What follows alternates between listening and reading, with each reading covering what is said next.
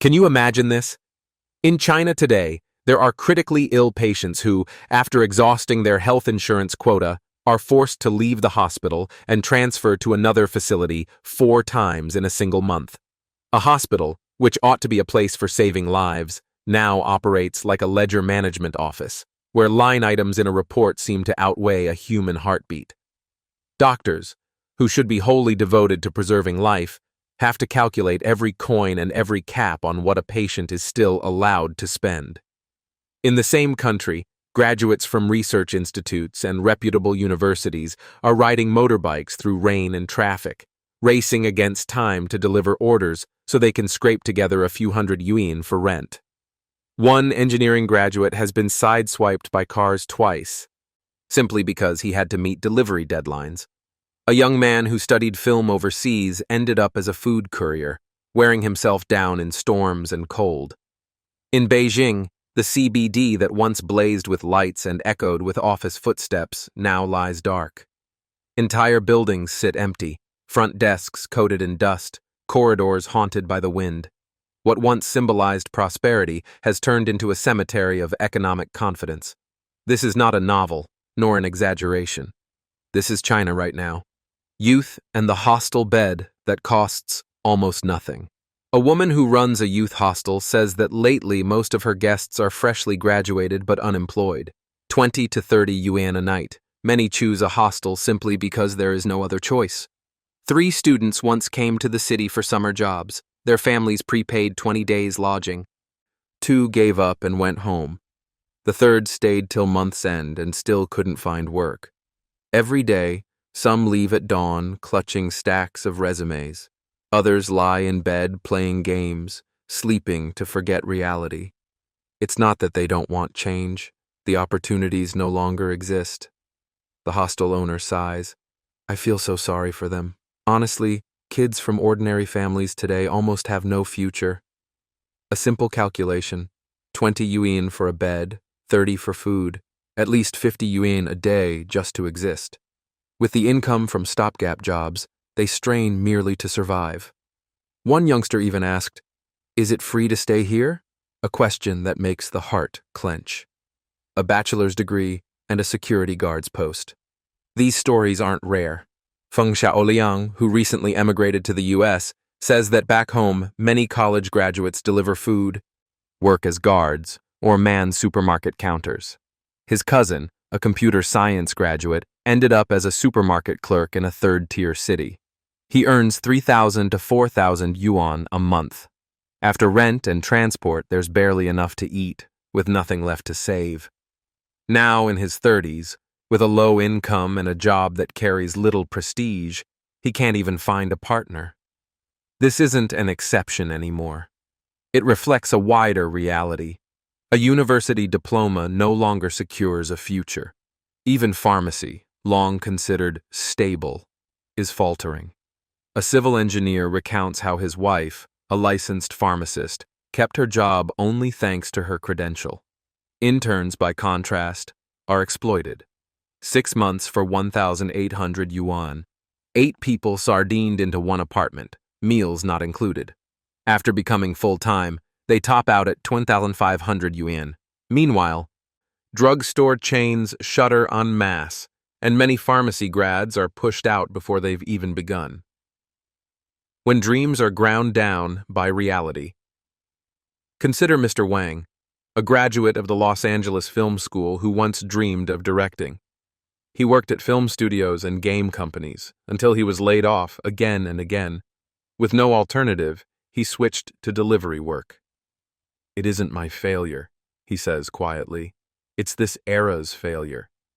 The job is perilous. Miss a deadline and you're fined. So riders blow red lights to make the timer. Cars have nearly hit him more than once. Bikes break down. Rain doesn't grant a reprieve. If you push hard, you might earn 200 yuan in a day, but after costs, very little remains. A friend of his, born in 1994, took out high-interest loans to rent a flat and buy a phone, clinging to the hope of finding a city job.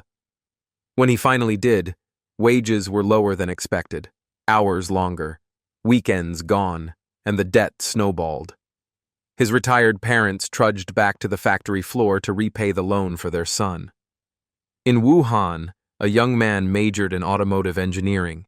He even earned a research degree at Huazhong University of Science and Technology.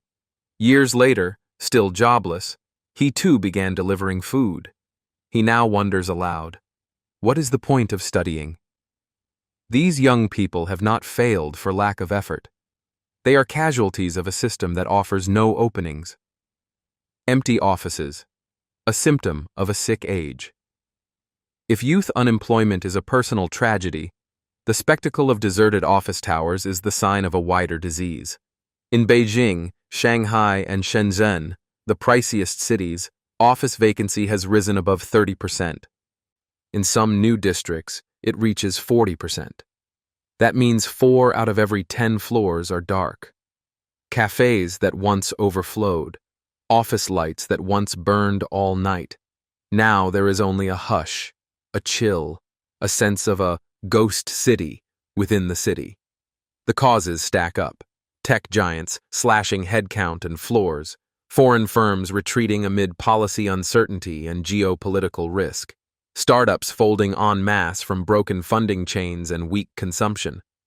Worse still, the next 3 years will add over 50 million square meters of new office space. A glut is unavoidable. Landlords cut rents by up to 40% and still can't find tenants. This is more than a property downturn. It is the sign that the urban pulse is faltering. Hospitals, where calculations trump care. The crisis is starker in healthcare.